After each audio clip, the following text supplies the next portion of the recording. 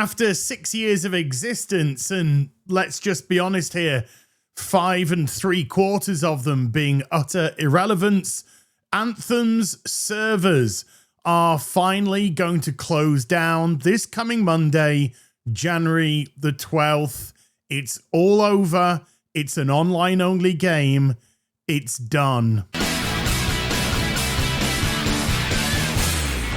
Hi everyone, it's Az here from HeelvsBabyface. I'm not going to lie to you, this is quite a weird video to make, only in as much as I can remember when I started to cover the news about Anthem, and here we are.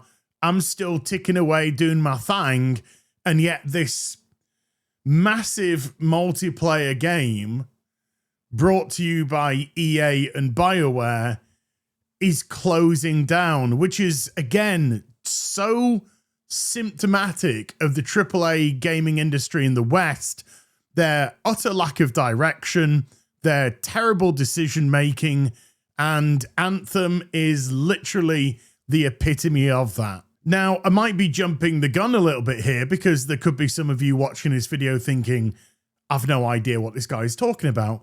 Or there could be some of you who are watching this thinking, that name sounds familiar, but I can't quite place it. So let me remind you what Anthem was all about. So let me show you a little bit of a trailer that was released for Anthem in 2017 at E3 and why this turned out to be very important indeed. I'm not sure we want to use all our supplies on this guy. Yeah, he seems like a problem for another day.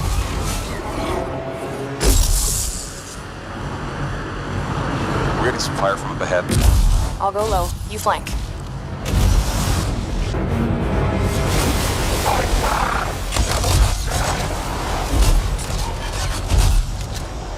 Hang in there. Almost there. So you might have just seen that and thought, so what? It's just a trailer. Looks okay. Or something along those lines, maybe. Well, here's the thing. The whole thing was a fake. That trailer was a complete fabrication. It was a vertical slice that was on the rails. They weren't playing that game. That was all programmed. People simply lent their voices afterwards. And it wasn't something that was being presented to the public. It was actually something that was being presented to the development team who were watching in horror as they said, oh, is this what Anthem's going to be? Because the development cycle of this game had been so chaotic. They'd had ideas about what they wanted to do, meetings, red tape, bloat, and then completely scrapped it all, changed their minds. People coming, people leaving, new heads taking over, new directions going, coming. The whole thing was a complete mess. And this trailer was presented as an idea about where they wanted Anthem to go. And with a release date only 2 years away from that, let's just say there was a lot of crunch going on and a lot of panic going on at BioWare in the construction of this game. And they had absolutely every right to be panicked because this went into early development in 2012. Went through all those iterations that I briefly talked about. And then by the time they showed off this fake trailer at E3 in 2017, where, by the way, the developers for the very first time heard that it was going to be called Anthem. It had been currently working under the title of Beyond. This fake game had to be built in 2 years, and it was 5 years already into its development cycle. The whole thing was a catastrophe, and that's just the development, because when the game came out, then it completely and utterly exposed itself.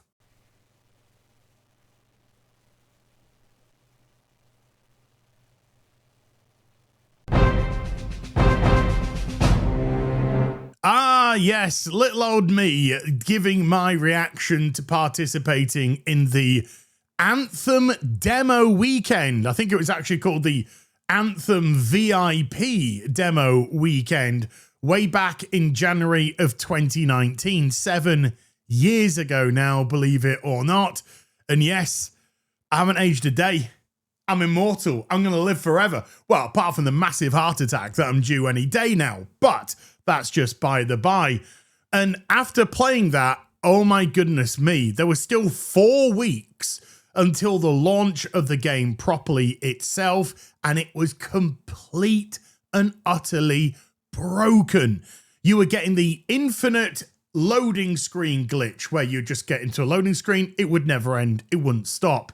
Or if you were lucky enough to get into the game, the rubber banding was absolutely horrendous. The vanishing mobs would just and disappear out of nowhere, trying to engage people in fighting. Everything in the world was broken. It was a complete and utter mess. And that demo, which by the way, means a working demonstration of the game, showed exactly where it was, and it was nowhere near release. And as we were subsequently going to find out, the game didn't even have a pathway forward either. It wouldn't resemble anything like the E3 2017 demo, and people, well, having experienced that demo weekend, they didn't turn up to buy the game either. In its first week of launch, Anthem sold 2 million units, which you might think isn't that bad, particularly comparative to some AAA games that are coming out today.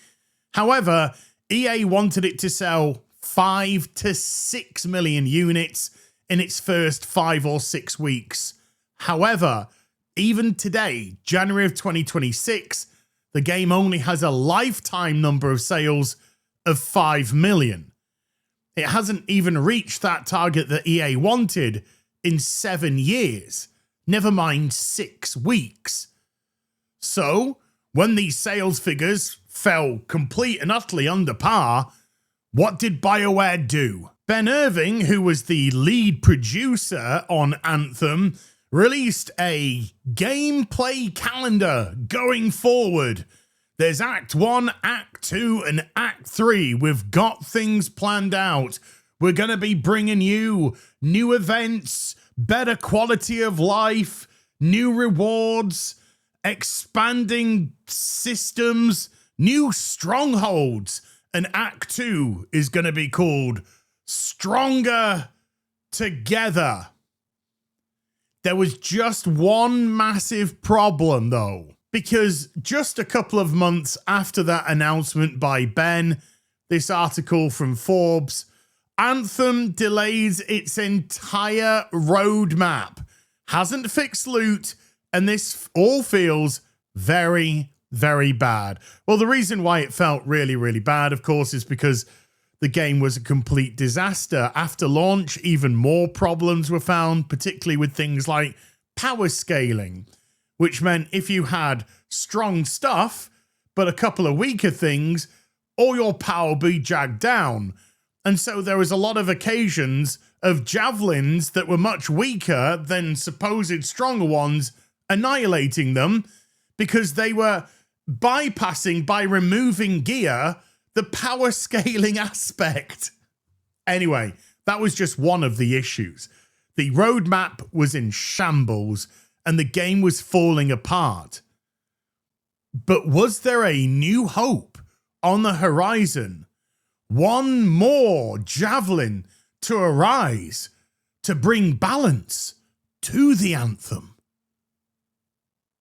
Oh, but before we can get to that, Ben Irving quit in August of 2019, leaving Chad Robertson to take over as lead producer.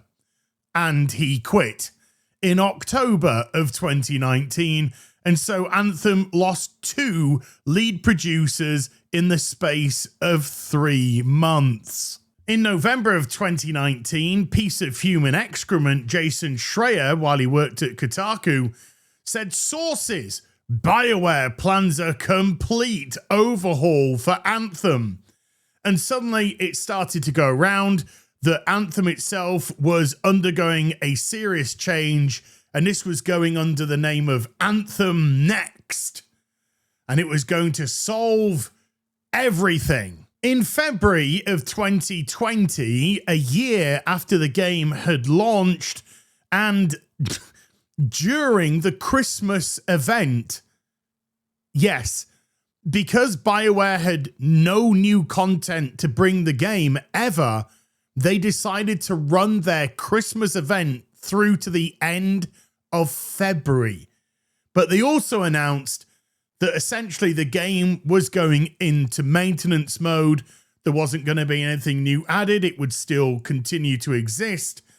But some people were coping that this, of course, was due to the fact that they were turning their attention to Anthem Next and the new patch, the new overhaul that was going to save this game.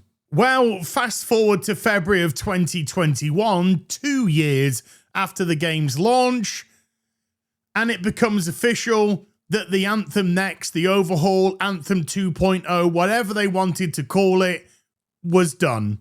It had been cancelled. There would no longer be any content for Anthem. It would simply exist in maintenance mode, and that would be it. The game was now complete and utterly dead, and even the social media account, the official one, hadn't posted anything since March of 2021, where they confirmed that the maintenance has been completed for that cycle. Guesstimations were that Anthem cost about $100 million to make, and it is a guesstimation because a lot of people think that due to it being a BioWare and an EA game, that budget was likely much higher.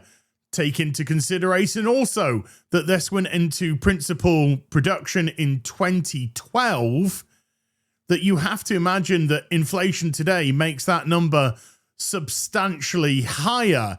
Then on top of that, even though they sold 2 million units in its first week, the game was in the bargain basement within the first 2 weeks of launch, here in one of Germany's biggest media outlets, being flogged away for 39 euros.